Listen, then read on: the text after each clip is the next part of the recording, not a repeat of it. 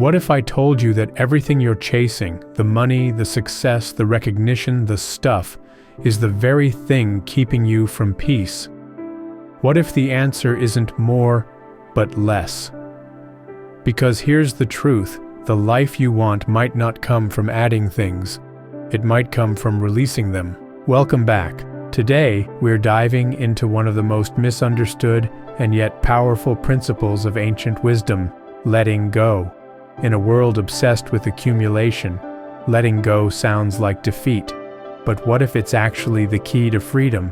From Stoics to Buddhist monks, from minimalists to warriors, the greatest minds across history all practiced the art of releasing. Releasing expectations, releasing control, releasing identity, releasing the need to have more to be more. And in doing so, they discovered something incredible: clarity, freedom, and power. Let's explore what they knew that we've forgotten. Let's start with the lie you've been sold, that more equals happiness, more followers, more productivity, more hustle, more dopamine, more things on your calendar. But here's what they don't tell you. Every more you chase comes with a cost. It costs your attention, your energy, your time, your sanity. And often, the things we accumulate don't bring peace. They bring clutter, mental clutter, emotional clutter, even spiritual clutter. The Stoics had a word for this: ataraxia, a state of serene calm. And they believed it came not from adding, but from subtracting. Seneca once wrote, "It is not the man who has too little, but the man who craves more that is poor." So ask yourself, are you chasing more because you truly need it, or because you're afraid to stop? Think about how our culture rewards accumulation. Success is measured in likes, in bank accounts, in real estate portfolios. But how many people do you know who have all those things and are still unhappy, still anxious, still waking up wondering what it's all for? The problem isn't that we want more. The problem is we never ask why. One of the biggest misconceptions about letting go is that it's passive, weak, defeatist. But letting go isn't about giving up. It's about taking back control. It's about saying, "This no longer serves me. I release it." Whether it's a toxic relationship, a job that drains your soul, a version of yourself you've outgrown, letting go is an act of power. In Buddhist tradition, they call it non-attachment. Not to be confused with indifference. It's not that you don't care, it's that you're no longer controlled. Imagine the freedom of no longer needing to impress, to prove, to perform.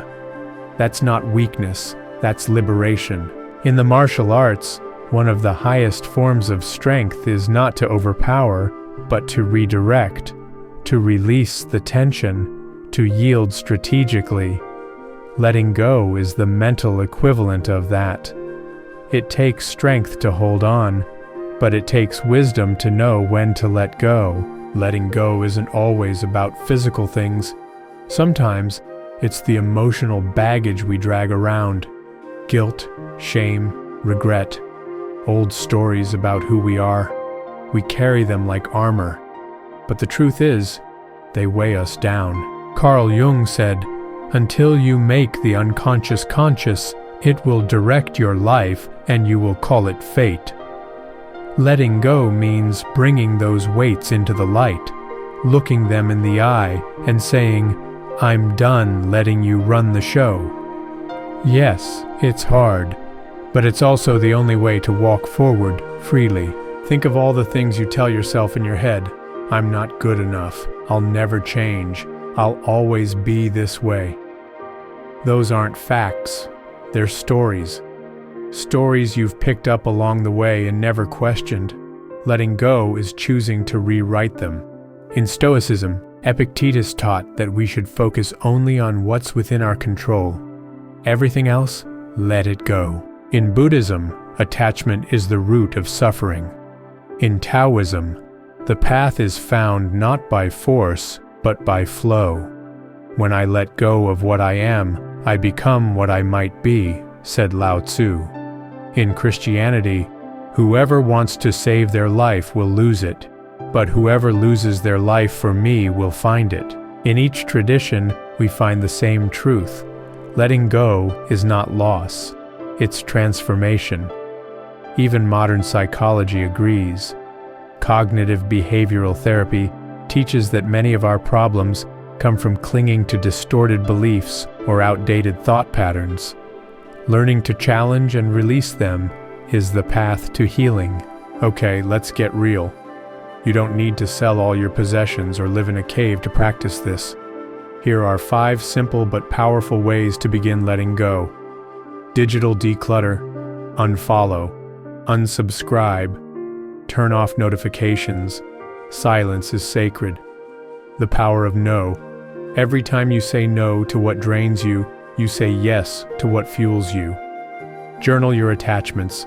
Write down what you're afraid to lose. Ask, why? What would happen if I released this? Let conversations go.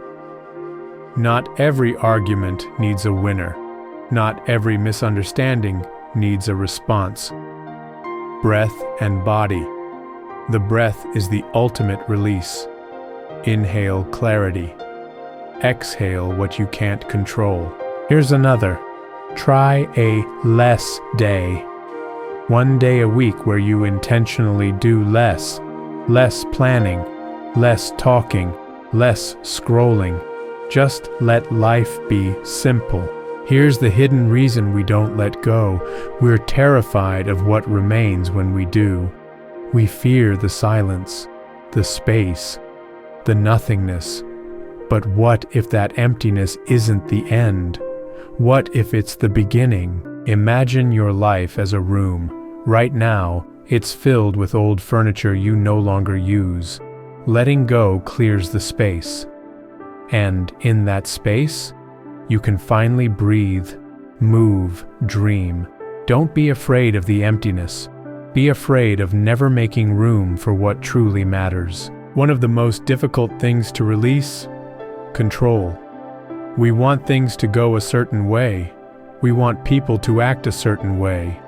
We grip tight to expectations, outcomes, routines. But life doesn't work like that. The Stoics knew this well. They practiced the art of amor fati, the love of fate. It means loving not just the good, but whatever happens. Even the unexpected, even the uncomfortable, because control is an illusion. But response, that's a choice. Letting go of control doesn't mean chaos, it means flow. It means learning to ride the wave instead of trying to stop the ocean. Now I want to ask you something real. What are you still holding on to that you know, deep down, it's time to release? Drop it in the comments. No shame, no judgment, just truth. Let's build a space where honesty isn't punished, it's celebrated. And if this video stirred something in you, do me a favor, like it, share it, and subscribe for more weekly videos on ancient wisdom, mindful living, and the courage to be real. Here's what I hope you take with you. You don't need more, you need less. Less noise, less pressure, less pretending, more space, more clarity, more truth. Letting go isn't a loss, it's a return. A return to who you were before the world told you who to be. So take a breath and start releasing. Because the version of you that's waiting on the other side of letting go, they're not burdened, they're not rushed, they're not afraid. They're free, and they're ready. Write in the comments what topic you'd like to see next. Until then, let go of what holds you back, and keep showing up as who you truly are. See you next week.